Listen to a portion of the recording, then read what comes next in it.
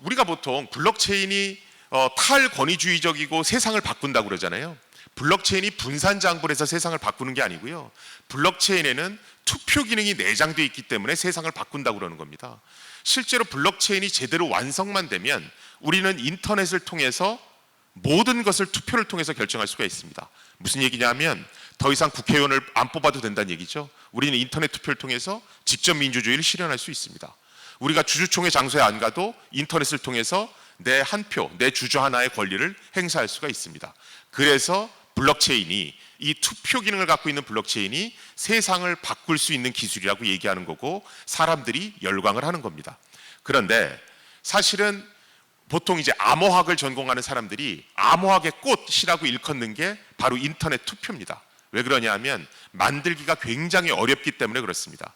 블록체인도 인터넷 투표 기능을 내장하고 있기 때문에 만들기가 쉽지 않고 아직 미완의 기술이라고 하는 겁니다. 우리가 지금 인터넷 투표하고 있지 않잖아요. 왜 그러냐면 인터넷 투표라는 기술이 완성이 안 돼 있기 때문에 그런 겁니다. 블록체인은 그 안에 인터넷 투표 기능을 내장하고 있고 아직 이 기술은 완성되지 않았습니다. 그래서 블록체인은 긴 호흡을 가지고 투자를 해야지 지금 당장 세상을 바꿀 것처럼 얘기를 하면 안 된다고 하는 이유가 바로 거기에 있습니다. 다음. 자, 그럼 실제로 어떻게 투표를 하는가? 비트코인 같은 경우에는 우리가 약속을 합니다. 예를 들어서 10분 동안 여러분들이 예를 들어 비트코인 사용자면 여러분들 PC에 있는 비트코인 프로그램이 10분 동안 일어났던 모든 거래 내역을 파일에 다 적습니다. 이 10분 동안 일어난 모든 거래 내역을 담은 파일을 우리가 블럭이라고 얘기를 합니다. 이렇게 해서 10분이 딱 지나면 각자 적은 파일을 서로 회람을 합니다. 회람해서 봤더니 모든 파일이 다 똑같으면 만장일치죠. 투표할 수가 할 필요가 없습니다. 그런데 틀린 파일이 나오면 투표에 들어가게 됩니다.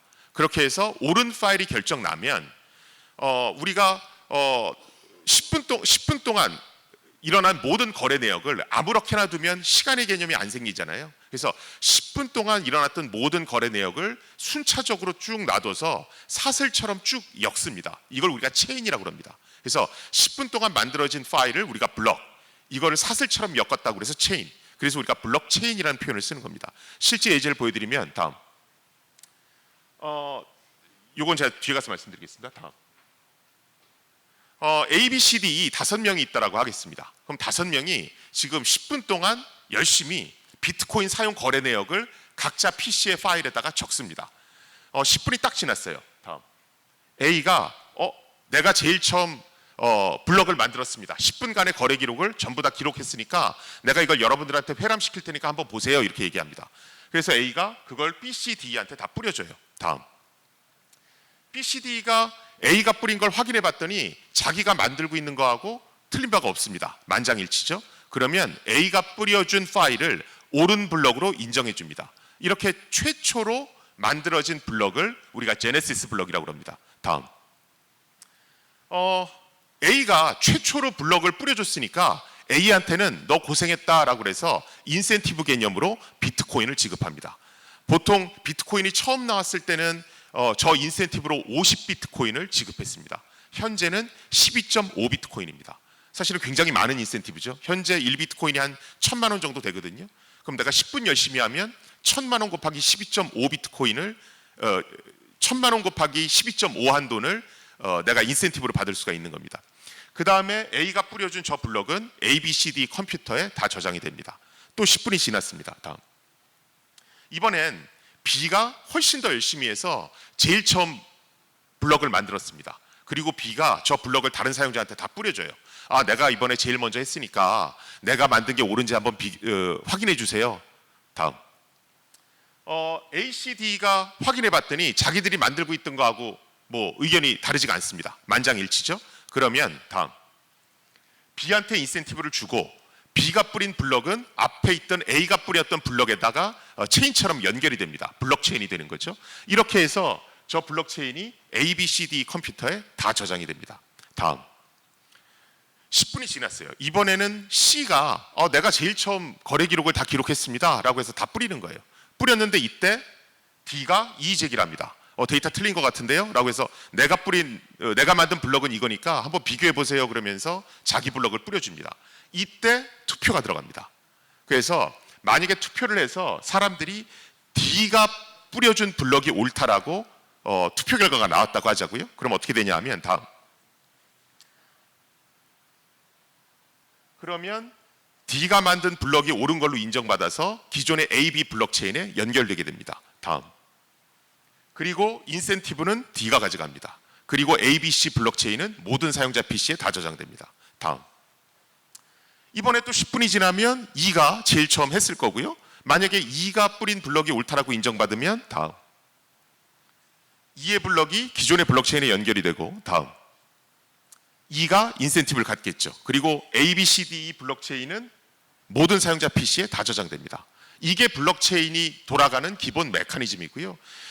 기존에 돈의 흐름이 담긴 데이터베이스는 중앙에서 관리를 했죠. 그렇죠? 그런데 블록체인을 이용한 암호화폐의 경우에는 중앙에 금융기관이 없습니다. 그렇죠? 그래서 저 돈의 흐름이 중앙 서버에 기록되는 게 아니고 모든 사용자 PC에 다 저장됩니다. 모든 사용자 PC에 다 저장되기 때문에 블록체인은 기본적으로 데이터를 수정하는 게 거의 불가능합니다. 모든 사용자 PC에 있는 데이터를 다 바꾸지 않는 한은. 그리고 두 번째로는 블록체인은 극대화된 투명성을 갖습니다. 즉 내가 볼 수 있는 정보는 남들도 볼 수 있다는 얘기입니다. 왜냐하면 ABCD 컴퓨터에 블록체인이 똑같이 저장되어 있기 때문에 그렇습니다. 그리고 블록체인이 갖는 마지막 특징은 뭐냐 하면 24시간 365일 동작할 수 있는 가용성입니다. 예를 들면 A 컴퓨터에 해커가 들어서 ABCD 블록체인을 지워버렸어요. 그럼 어떻게 하면 됩니까? A가 B나 C한테 요청하면 되죠. 야, 네 컴퓨터에 있는 블록체인 내 거랑 똑같으니까 그거 나 카피 좀 하자 이러면 되죠. 그렇죠? 그래서 블록체인이 초창기에 거품이 끼게 된 가장 큰 원인은 블록체인은 해킹이 불가능하다라는 언론 보도가 나왔기 때문에 그렇습니다. 블록체인은 해킹이 불가능한 기술은 아니고요. 블록체인은 정확히 네 가지 특징을 갖습니다. 투표 기능이 내장되어 있고요. 그 다음에 일단 블록체인에 기록이 되면 수정이 불가능해집니다. 그리고 블록체인은 극대화된 투명성을 갖고요. 그 다음에 24시간 365일 동작할 수 있는 가용성을 갖습니다. 이 네 가지가 블록체인의 특징이자 솔직히 말하면 비즈니스 모델을 만들기 굉장히 어렵게 하는 요인이 되기도 합니다. 지금 제가 보여드린 이 블록체인 모델은 사토시 나카모토 논문에서 주장한 것과는 조금 다를 겁니다. 여러분들이 아마 사토시 나카모토 논문에서 보신 건 나무가지처럼 쭉 뻗어나가는 아마 블록체인을 보셨을 거예요. 블록체인은 뭐 크게 두 가지 형태가 있다고 보시면 됩니다. 약간 기술적으로 얘기하면 제가 보여드린 이 모델은 텐더민트 같은 데서 쓰는 게 이런 모델이고요. 실제로 이런 모델을 쓸 경우에는 라이브니스 성질에서 좀 문제를 갖습니다. 그리고 사토시 나카모토의 그 나무 트리처럼 생긴 블록체인 모델은 세이프티 쪽에서 약간은 좀 문제를 갖습니다. 제가 이 말씀을 드리는 이유는 뭐냐면 아까 제가 인터넷 투표 기능이 완성이 안 됐다고 그랬죠. 현재 나와 있는 그 어떤 블록체인도 기술적으로 완벽한 상태가 아닙니다. 그래서 어떤 블록체인이든 간에 약간의 기술적 문제를 전부 다 가지고 있습니다. 앞으로 이것들은 계속 연구를 통해서 개선돼 나가겠죠. 다음. 자, 그럼 왜 갑자기 4차 산업혁명에서 블록체인을 찾기 시작하는가? 뭐 1차 산업혁명부터 4차 산업혁명까지 많이 얘기를 들어보셨을 겁니다. 그런데 많은 분들이 3차 산업혁명하고 4차 산업혁명을 명확하게 이렇게 구별하는 걸 힘들어하세요. 다음. 보통 3차 산업혁명을 정보화, 자동화라고 합니다. 그런데 4차 산업혁명도 사실은 정보화, 자동화에 있어서는 크게 다를 건 없습니다. 근데 뭐가 달라지냐면 3차 산업혁명에서 정보화, 자동화는 국지적으로 일어나는 겁니다. 예를 들어서 어떤 곳에서는 하는 곳도 있고 안 하는 곳도 있는 거죠. 근데 4차 산업혁명에서 정보화, 자동화는 모든 국가 내 모든 지역에서 동시다발적으로 일어나는 겁니다. 모든 지역에서 정보화, 자동화가 일어나면서 이것들이 서로 시너지 효과를 내게 됩니다. 다음. 그러면 어떤 일이 벌어지냐 하면 우리가 4차 산업혁명의 대표적인 아이템으로 스마트 매니팩처링, 스마트 제조를 꼽습니다. 잘 보시면 우리가 지금 스마트워치나 웨어러블 디바이스, 그 다음에 스마트폰 같은 걸 항상 갖고 다니죠. 저런 걸 통해서 자동차도 부르고 음식도 시켜 먹고 여러 가지 일들을 합니다. 지금은 사실은 그 각종 정보들이 각 회사의 서버로 들어가죠. 그렇죠? 스마트워치 같은 경우는 삼성이나 애플로 갈 겁니다. 우리가 배달의 민족으로 음식을 시키면 배달의 민족 회사 서버로 들어가죠. 카카오 택시를 부르면 카카오 회사의 서버로 그 데이터가 들어갑니다.